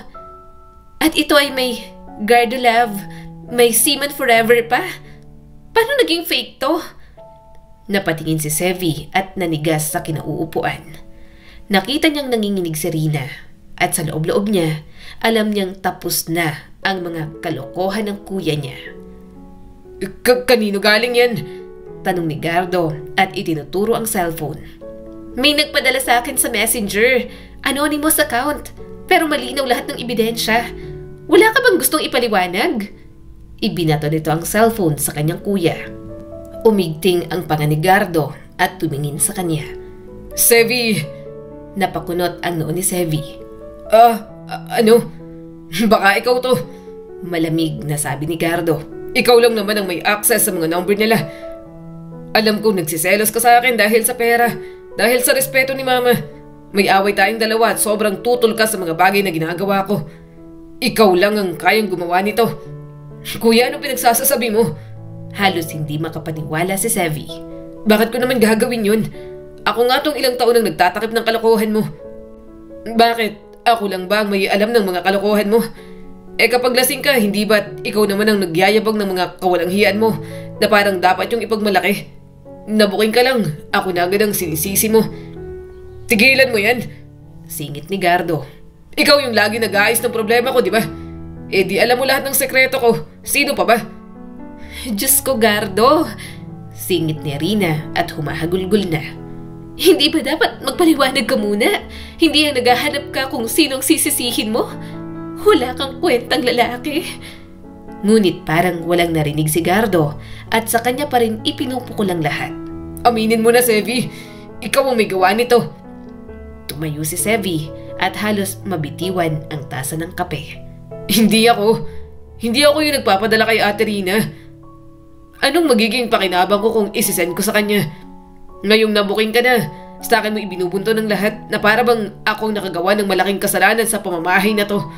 Pero kung ako man, dapat lang siguro para matauhan ka at matauhan ang mga taong niloko mo.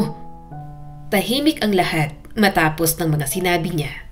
Wala naman siyang kasinungalingang binanggit. Lahat yon, pinamukha niya lang sa kanyang kuya. Nakatingin si Rina kay Sevi at para bang naghihintay sa kanya ng katotohanan. Dahan-dahang kinuha ni Rina ang bag sa upuan. Alam mo, Gardo, akala ko iba ka. Alam kong babaero ka bago kita patulan. Pero hindi ko alam na ganito ka pala kalala at pinagsasabay-sabay mo kaming lahat.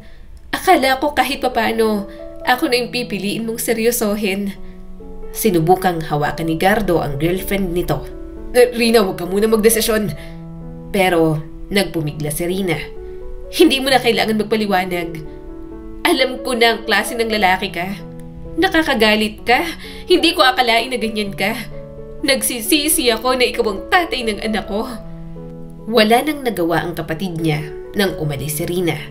Samantala, nakatayo lang si Sevi roon na parang tinanggalan ng lakas. Nakita niyang napaupo sa sofa ang kanyang kuya, hawak ang ulo at nanginginig sa galit at hiya. Masaya ka na? Namamaos ang boses na tanong ni Gardo. Sinira mo ako sa harap ng babaeng mahal ko. Hindi ako masaya, lalo na't ako ang pinagbibintangan mo nagsabi nun sa kanya. Sagot ni Sevi. Pero siguro, ito na yung kailangan mong maramdaman. Kasi paulit-ulit mo na kaming niloloko. Lahat ng babae, lahat ng tao sa paligid mo, akala mo kaya mong bilhin ng perang meron ka. Wala kang alam sa mga sakripisyo ko. Balik ni Gardo. Habang nag-aaral ka dyan, ako tong nasa laot.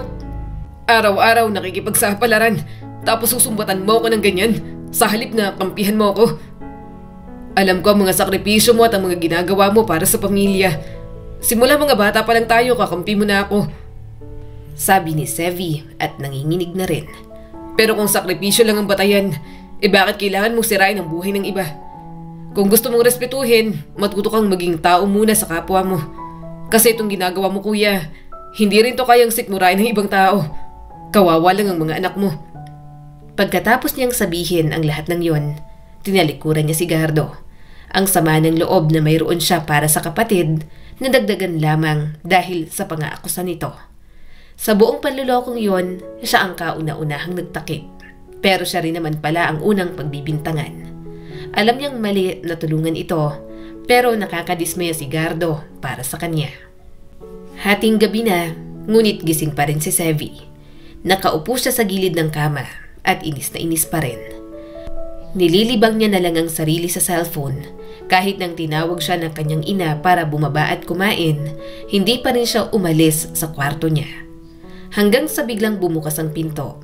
Pumasok si Gardo, basang-basa ng ulan, amoy alak at pagod ang mukha. Bakit gising ka pa? Tanong nito na para bang hindi sila nagtalo kanina. Hindi agad sumagot si Sevi. Tinitigan niya lang ito, ang lalaking dati niyang hinahangaan noong bata, pero bumigo sa kanya sa bawat paglipas ng panahon. Galing ka kay Rina? Tanong ni Sevi at mababa pero matalim ang boses. Kasalanan mo eh. Buntis yun kapag may nangyari ron. Simula na naman ni Gardo. Doon na napuno si Sevi. Tumayo siya ng mabilis at halos mapasigaw. Ako na naman ang sinisisi mo sa mga pagkakamali mo. Nabigla si Gardo. Hoy! Huwag kang sumigaw! Paano hindi ako sisigaw? Ako ang sinisisi mo.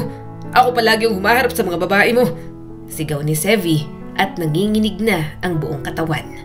Ako ang tinatawag nila tuwing nawawala ka. Ako ang nagpapadala ng pera. Ginagawa mo kong middleman sa mga babae at mga anak mo. Kapag galit sila, sa akin nila binubuhos lahat na para bang ako ang may kasalanan sa kanila. Natigilan si Gardo. Walang lumabas na salita mula sa bibig nito. Mataman lang itong nakatingin sa kanya. Wala kang alam sa gulong iniiwan mo. Patuloy ni Sevi habang bumabagsak ang mga luha. Alam mo ba kung ilang gabi akong tinatawagan ng mga babaeng umiiyak? Naghahanap ng sagot kung bakit ka nawala. Alam mo bang ako ang nagsisinungaling sa kanila para lang hindi ka nila kamuhian? Sevi, hindi, makinig ka muna. Singit ni Sevi at dinuro ang kanyang kapatid. Pagod na akong maging tahimik, kuya. Pagod na akong pagtakpan ka. Lahat ng tao iniidolo ka, namamangha sa'yo. Pero ako yung nakakakita ng dumi mo. Alam mo ba kung gaano kabigat dalhin yun? Huminga siya ng malalim, pinunasan ng luha, pero hindi mapigilan ang panginginig ng kamay. Lahat ng ginagawa ko para hindi ka masira sa mga balukot mong prinsipyo. Pero ngayon alam ko na, wala akong dapat itago. Kasi hindi na ito pagmamahal, kuya. Mahal kita kaya mas maigi ito para mas mapabuti ka. Hindi makapagsalita si Gardo.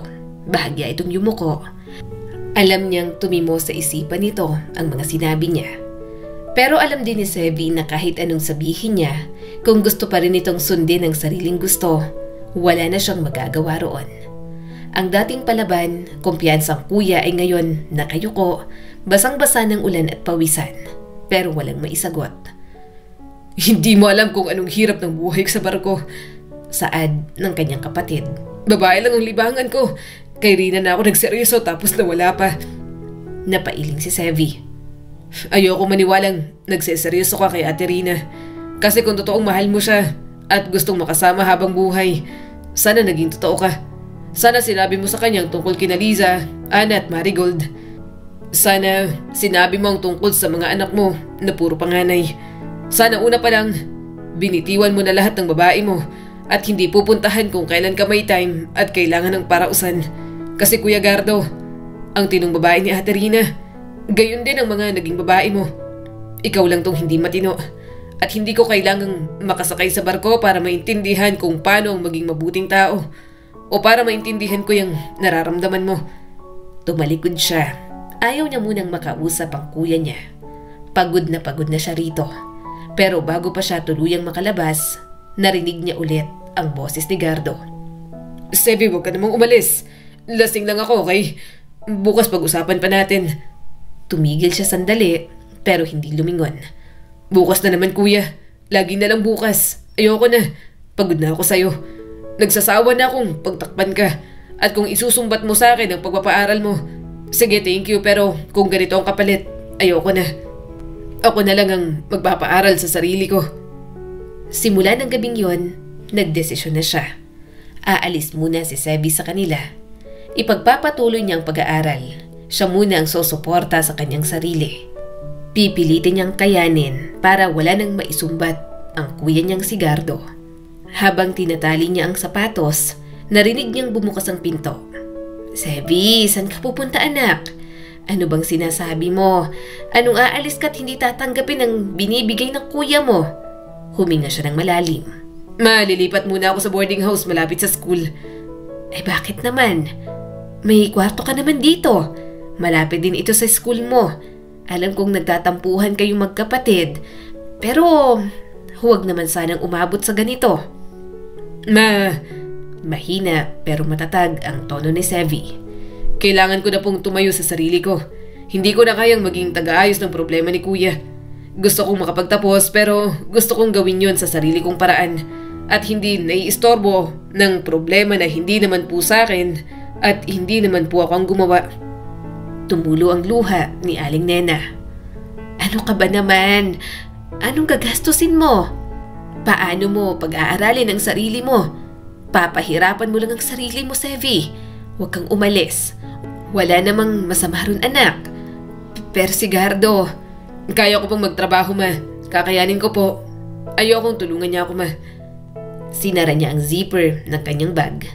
Salamat sa lahat ng ginawa niya pero hindi ko na po tatanggapin ang kahit piso.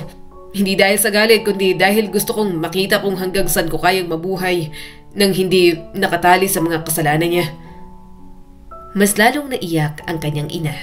Nilapitan siya nito at hinaplos ang pisngi. Ang tigas ng ulo mo, anak. Pero kung dito ka mapapanatag, sige. Basta mag-text ka araw-araw. Saka bumisita ka rito. Kapag sumakay sa barko ang kapatid mo, wala akong kasama dito. Lalayasan niyo akong pareho. Dalawa na nga lang kayo. Nag-aaway pa kayo ng ganito. Huminga ng malalim si Sevi. Sorry, ma. Bibisitahin naman kita dito at ibibilin din kita sa mga pinsan ko. May makakasama ka rin naman po. Babalik na lang po siguro ako dito kapag nakagraduate na. Nang makalabas siya ng bahay, bitbit ang backpack at isang bag. Pakiramdam niya para siyang huminga muli matapos malunod ng matagal. Huminto siya saglit sa tapat ng karinderya kung saan madalas silang kumain ng kanyang ina. Kapag inaabot ng tanghalian sa pamamalengke, naamoy niya agad ang pagkain at naalala niya si Aling Nena. Pero ngayon, haharapin niya muna ang mundo ng mag-isa. Sumakay siya sa jeep papunta sa bayan habang mahigpit ang hawak sa mga gamit. May pera pa naman siya. Wala pa siyang ganap na plano pero bahala na kapag nandoon na si Sevi. Maliit lang ang inuupahan nilang room sa boarding house. May kutsyon na manipis, lumang electric fan at isang mesa.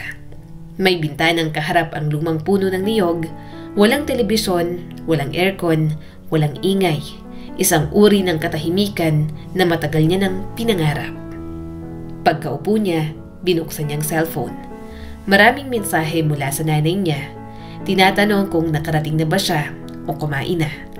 At isang missed call mula sa numerong alam niyang sa kuya niya nang galing. Tinitigan niya lang yon. Pagkatapos, dahan-dahang binura. Hindi lang number ni Gardo, kundi lahat ng numero ng mga babaeng dati niyang sinasagot tuwing naghahanap ng pera o paliwanag. Kinabukasan, pumasok siya sa school. Mahirap gumising ng walang allowance. Malapit na rin maubos ang ipon ni Sevi. Kaya bago pa mag-lecture, nag-apply siya bilang part-timer sa isang maliit na cafe malapit sa campus. Student ka ba? Tanong ng may-ari, isang babaeng nasa 40s na. Opo ma'am, second year po. Willing ako magbuhat, maghugas, kahit closing shift, ipapakita ko po ang schedule ko sa school. Tiningnan siya nito sandali at parang sinusukat. Sige, try ka muna ng 1 linggo. Minimum rate lang ha? Ngumiti si Sevi. Ayos lang po. Salamat po ma'am. Pagkatapos ng klase, diretso siya sa cafe. Nag-aayos ng mesa, naguhugas ng tasa, at madalas natatapos ng 10:00 ng gabi. Pag-uwi niya sa inuupahan, madalas pagod na siya. Pero hindi niya alam kung bakit parang mas panatag siyang magkamali, kumilos at magdesisyon sa mga bagay-bagay. Walang tumatawag para magreklamo, walang babaeng umiiyak sa cellphone, walang inang nagagalit dahil wala na raw padala.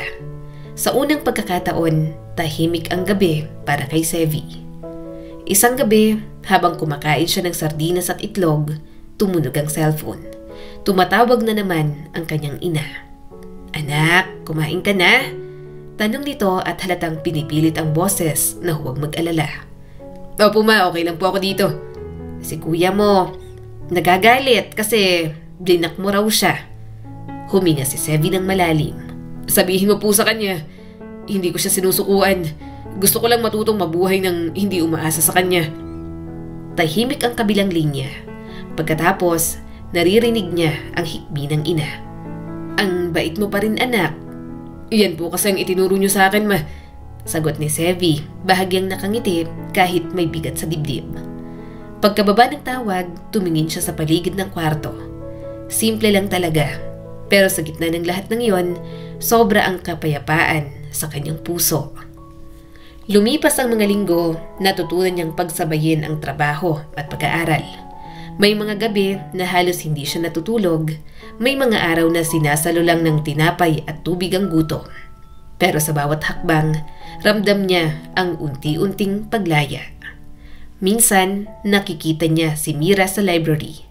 "Oy, Sevi!" sabi ni Mira at dahan-dahang lumapit. "Bakit di ka sumasabay kumain?" Napakamot siya ng ulo. Tipid mode lang. Nagpa-part-time ako sa cafe. Ngumiti si Mira at halatang may paghanga. "Wow, ang sipag mo. Kung ako yan, siguro tutulog na lang ako buong araw." Tumawa si Sevi. Huwag ka magpapagod. Ako na lang. Hindi ka naman naglayas katulad ko. Napatawa rin si Mira, tapos biglang naging seryoso. "Mas okay ka na ngayon, ano? Parang mas payapa ka." Napatingin siya sa bintana.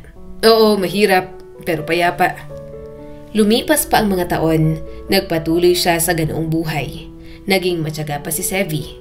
Sa mga panahong ding yon, unti-unti na rin namang humuhupa ang sama ng loob niya kay Kuya Gardo. Pero kahit ganon, hindi pa rin sila nakakapag-usap. Maagang nagising si Sevi sa araw ng pagtatapos. Sa maliit niyang inuupahang kwarto, maayos na nakasabit sa dingding ang toga niya. Nilinis niya yun kagabi at plinansya ng maayos. Pagdating sa campus, mainit ng araw. Maraming estudyanteng nagpipicture. May mga bit-bit na bouquet at may ilang iyakan ng ngiti ang kasama. Nakasuot si Sevi ng itim na toga. Sa loob, kumakabog ang dibdib niya. Hindi dahil kinakabahan, kundi dahil hindi siya makapaniwalang nakarating siya roon. "Sevi!" tawag ni Mira na girlfriend niya na. Nakatoga rin ito katulad niya. "Congratulations! Ang pogi mo naman sa toga." Napangiti si Sevi at hinalikan sa pisngi ang kanyang girlfriend. "Salamat, ang ganda mo rin. Parang hindi napuyat sa thesis defense dati." Tumawa si Mira at hinampas siya ng mahina sa braso. "Nako, wag mo akong bulahin. Graduate na talaga tayo. Masaya ako para sa ating dalawa. Pareho tayong may pinaghuhugutan sa buhay. Para lang makarating dito ngayon. Iba yung klase ng determinasyon mo, Sevi. Alam kong may pinanggagalingan yan." Bago pa siya makasagot, dumating ang kanyang ina. Nakasuot ito ng simpleng bestida, bit-bit ang handbag. Agad siyang lumapit at niyakap ito. "Anak," garalgalang boses ni Aling Nena. "Hindi ako makapaniwalang graduate ka na." Mahina niyang sabi habang nakayakap. "Salamat po. Kung hindi dahil sa inyo, baka sumuko na ako. Salamat din po sa hindi pagtalikod sa akin kahit naglayas po ako." Umiling ang kanyang ina. "Siyempre anak kita, kaya hindi kita tatalikuran. Kung hindi dahil sa tibay ng loob mo, baka matagal ka nang bumigay." May luha sa mata ni Sevi. "Si Kuya, hindi po ba?"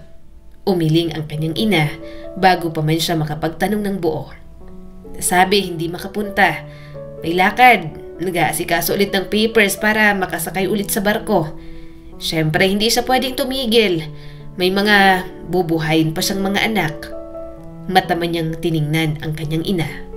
Noong nakaraang taon, nakilala na rin ng kanyang ina ang mga apo nito sa iba't ibang babae. Nagkabukingan na rin, kaya matinding gulo yon para sa kuya niya.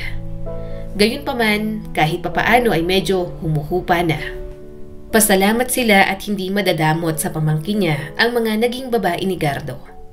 Nagsimula ang seremonya. Habang nagmamarcha ang mga estudyante, sumabay ang tibok ng puso ni Sevi sa bawat hakbang. Sa entablado, tinawag ang pangalan niya. Sa tunog ng palakpakan, nakita niyang ina. Nakataas ang kamay, umiiyak at nakangiti.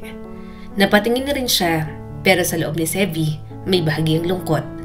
Kasi kahit na nagkaroon sila ng tampuhan ni Gardo, hindi naman niya maikakaila na malaking parte pa rin ang kuya niya sa kanyang pagtatapos. Pagkatapos ng seremonya, nagpunta sila sa restaurant. May sariling celebration si Mira kasama ang pamilya nito, kaya sila muna ng kanyang ina. In-order ng ina ang paborito niyang mga pagkain. "Para sa'yo anak," sabi ni Aling Nena. "Dapat may handa kahit simple lang." Tumawa si Sevi. Wag na kayong gumastos. Ako naman ang malilibre ngayon." "Aba, graduate ka lang, ikaw na agad ang malakas." Biro ng kanyang ina, pero may halong tuwa sa tono. Seryoso. Simula ngayon, ako na po ang bahala sa inyo. Hindi ko man kayang palitan lahat ng hirap ninyo. pero gusto kong bumawi ng paunti-unti. Napatingin ang nanay niya sa kanya. Tahimik, bago ngumiti ng may luha. Alam mo anak, lahat yan ay hiling ko. Hindi yung yaman, hindi yung marangya. Gusto ko lang makita kayong marangal at payapa ng Kuya Gardo mo. Hindi tulad ng mga kaguluhan dati. Naging mabigat ang katahimikan sa pagitan nila. Pareho nilang alam kung ano ang tinutukoy nito. Mahirap nang makamit yon, lalo pat hindi na naman mababawi ang mga pagkakamali ng kanyang kapatid. Ma, sabi ni Sevi. Hindi ko na siya kinakausap pero hindi ibig sabihin ay galit ako. Siguro sawa lang ako, pero alam kong darating ang panahon na magiging maayos din kami. Inabot ni Aling Nena ang kanyang kamay. Anak, hindi ko rin siya maintindihan minsan, pero pamilya pa rin natin siya. Alam ko po, pero hindi ko rin alam kung kailan ako magiging handang makipag-usap ulit. Tumango lang ito. Darating din yon. Kinagabihan, pag-uwi ni Sevi sa inuupahan niyang kwarto, agad siyang naupo sa kama. Tinanggal ang toga at inilapag sa ibabaw ng mesa. Kinuha niyang cellphone, binuksan ang kamera, at tiningnan ang sariling nakangiti habang hawak ang diploma. Sinend niya ang larawan kay Gardo. Kuya, graduate na ako. Salamat pa rin sa lahat ng tulong mo nun. Matagal siyang nakatingin sa screen. Scene lang ang lumitaw. Walang reply mula rito. Tahimik siyang huminga ng malalim, pinikit ang mga mata at hinayaan ng luha na tuluyang tumulo. Hindi dahil sa galit, hindi rin dahil sa sakit, kundi dahil tapos na rin sa wakas ang lahat ng bigat na dala niya noon pa man. Makalipas ang ilang minuto, nagring ang kanyang cellphone. Hindi mula kay Gardo, kundi mula kay Mira. Hey, congratulations ulit! Nakita ko yung post ng mama mo. Proud na proud siya sa'yo, sabi ni Mira mula sa kabilang linya. Salamat! Mahinang tugon ni Sevi. Alam mo, deserve mo to. Lahat ng pinagdaanan mo, lahat ng tahimik mong laban, ang galing mo. Salamat, Mira. Sa totoo lang, hindi ko alam kung paano ko umabot dito. Dahil hindi ka kagaya ng kuya mo, sagot ni Mira ng derechahan pero may lambing. Hindi mo tinakbuhan ang responsibilidad mo kahit hindi mo naman kasalanan. Hindi agad nakasagot si Sevi. Hinayaan niyang tumahimik ang linya sa kamarahang nagsalita. Mira, minsan naisip ko, baka kaya ako laging galit sa kanya kasi takot akong maging katulad niya. Hindi ka magiging siya, sagot ni Mira. Kasi may konsensya ka, may puso ka, Sevi. At alam ko na darating ang araw na magigising ang kuya mo sa mga ginagawa niya. Dahil nangako siya kay Aling Nena na uuwi pagkatapos makagraduate, alam niyang kailangan niyang gawin yon. Nang makauwi, saktong nandoon ang 4 niyang pamangkin.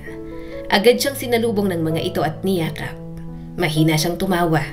Pati ang anak ng ate Rina niya na 2 taon pa lang, patakbong pumunta sa kanya. Nandito sila kasi bakasyon naman nila, nakangiting sabi ng kanyang ina. Maya-maya, napatingin siya kay Gardo. May maliit na ngiti sa mga labi nito, kaya nginitian niya rin. Kamusta ka na? Tanong ni Sevi. Eto, sa susunod na buwan, sasakay na ulit ng barko. Ganun ba? Mahina niyang tugon. Akala ko hindi ka na babalik sa laot. Tumawa ng mahina si Gardo. Naisip ko rin yun, pero alam mo naman, doon ako sanay. Doon ko rin kayang bumawi sa mga anak ko. Tuwing uwi ko, binibisita ko na lang sila isa-isa. Kapag bakasyon, pinapayagan sila rito sa atin. Hindi ko na sila tinatago ngayon. Napatigil si Sevi. Hindi mo na tinatago? Hindi na, sabi ni Gardo. May pagod sa tinig pero may bahid ng kapanatagan. Lahat ng nanay ng mga bata kinausap ko. Ayaw ko ng puro kasinungalingan. Nag-usap kami, co-parenting na lang. Maayos, walang gulo. Basta para sa mga bata. Tahimik lang si Sevi habang pinakikinggan ang bawat salitang lumalabas sa bibig ng kapatid. Hindi niya alam kung anong mararamdaman. Talagang medyo nagbago na ang kanyang kuya. Hindi ko na sila tinatago. Nakakagaan pala sa dibdib. Ulit ni Gardo ng mas mahina. Napangiti si Sevi. Tama yan kuya, dapat matagal mo nang ginawa yan. Sandali silang parehong tumahimik. Maya-maya ay pinaupo na sila sa loob. Sabay-sabay din silang kumain. Nang matapos, nagpatulog na ng mga bata si Aling Nena. Sila naman ni Gardo nag-inuman ng kaunti sa labas. Sevi, Biglang sabi ni Gardo. gusto ko ring mag-sorry. Napakunot ang noo ni Sevi. Para saan? Doon kay Rina, nung pinagbibintangan kita na ikaw ang nagsumbong sa kanya. Tumigil si Gardo, huminga ng malalim bago nagpatuloy. Alam ko na kung sino talagang nagsabi. Si Jonas, yung best friend ko dun sa barko. Akala ko kapatid ko na siya sa trabaho. Pero siya pala yung nagpadala ng screenshots kay Rina. Kasi may gusto pala siya kay Rina noon pa. Kababata niya yon. At ngayon, sila na. Alam niyang walang hiya ako kaya sa halip na magparaya, sinira kami at inagaw sa akin yung babaeng mahal ko. Natahimik si Sevi. Hindi agad alam kung anong sasabihin. Seryoso ka? Oo, sagot ni Gardo at mapait na napangiti. Alam mo, nung una galit ako. Sobrang galit. Pero nang malaman kong buntis pa rin si Rina at gusto ni Jonas na ako'y ng responsibilidad kahit hindi niya anak, parang tumigil lahat ng galit ko. Siguro kasi alam kong deserve ni Rina ang tahimik na buhay. Yung hindi tulad ng binigay ko. Kuya, mahina ang boses ni Sevi pero puno ng damdamin. Ang hirap naman yan. Alam ko, sagot ni Gardo. Pero siguro, ito na yung karma ko. Yung mga kasinungalingan ko noon, bumalik sa akin ngayon. Kuya, baka hindi karma yan. Ha? Hindi lahat ng nangyayari sa atin ay kaparusahan. Minsan resulta lang, pero kung natuto ka naman, hindi na mahalaga kung may sakit. At saka may mga anak ka pa rin. Mahal ka pa rin nila kahit anong mangyari. Hindi mawawala yan. Salamat, Sevi. Hindi ko alam kung paano ako magsisimula ulit kung hindi mo ako kinausap. Alam kong ang dami kong sinira, pati buhay mo nadamay. Sabi pa ni Gardo. Pinilit ni Sevi ng umiti kahit may bahagyang kirot sa loob. Oo, nadamay ako. Pero natuto rin ako. Kuya, sa totoo lang, kung hindi nangyari lahat yon, baka hanggang ngayon, ako pa rin yung nagbabayad ng kasalanan mo. Tumawa si Gardo ng mahina. Tama ka riyan. Ginawa kitang tagasalo ng lahat. Sorry talaga, Sevi. Hindi ko alam kung paano ko maibabalik lahat ng inutang kong tiwala sa'yo. Wala ka naman kailangan ibalik, kuya. Ang mahalaga, alam mong mali. Kasi yung pagkilala mo dyan, yon na yung simula ng pagbawi mo, kuya. Sa unang pagkakataon, totoo ang katahimikan sa pagitan nila. Hindi dahil sa tampuhan, kundi dahil sa pag-unawa. Parang dalawang taong sabay na huminga pagkatapos ng mahabang pagtago sa ilalim ng tubig. Sevi, tanong ko lang, sa tingin mo ba, dapat pa ako mag-asawa ulit? Tanong ni Gardo. Napatawa si Sevi. Bakit may bala ka na agad? Wala naman. Natatawang sagot ni Gardo. Naisip ko lang baka wala na talagang para sa akin. Siguro, ito na yon. Magulang, seaman, tatay ng 4 at hindi asawa. Umiling si Sevi habang nakangiti. Hindi mo alam yan, kuya, pero kung sakali man, sana yung susunod, hindi mo na paasahin. At kung wala na, ayos lang din. Kasi hindi mo naman kailangan ng asawa para maging mabuting ama. Matagal bago sumagot si Gardo. Alam mo, Sevi, iba ka talaga. Noon pa ikaw yung dapat kong ginaya. Hindi yung mga barkadang tinuruan lang ako manloko. Napangiti si Sevi kahit naiiyak. Huwag mo na akong gawing santo, kuya. Tao lang din naman ako. Huminga ito ng malalim. Maraming salamat, Sevi. Hindi man ako perpekto pero ngayon gusto ko nang bumawi. Hindi lang sa mga anak ko, kundi pati sa'yo. Lumipas ang ilang minuto, natahimik lang silang nag-uusap tungkol sa simpleng bagay. Sa bawat kwento, naririnig ni Sevi ang pagbabago ni Gardo. Nang matapos ng inuman nila, pumasok na rin naman sila sa loob. Medyo lasing man, magaan na ang mga kalooban nila. Dahil sa araw na yon, sanggang dikit pa rin silang magkapatid sa hirap at ginhawa. Ang kwentong ito ay nagpapaalala sa atin na minsan sa ating mga buhay, may mga pagkakataon na kailangan nating lumayo, hindi para sumuko, kundi para makahanap ng kapayapaan sa ating mga sarili. Tandaan din sana natin, hindi katapusan ang mga nagawa nating pagkakamali, bagkus tanda na kaya pa nating magsimula. Sa dulo ng lahat, gustong iparating ng kwentong ito na hindi mahalaga kung ilang beses tayong nadapa. Ang mahalaga ay kung ilang beses tayong babangon ng may puso, dangal at malasakit sa kapwa. Muli, ako po si Skylar Guro at sana'y may bago na naman kayong natutunan sa kwento natin ngayon. Maraming salamat po.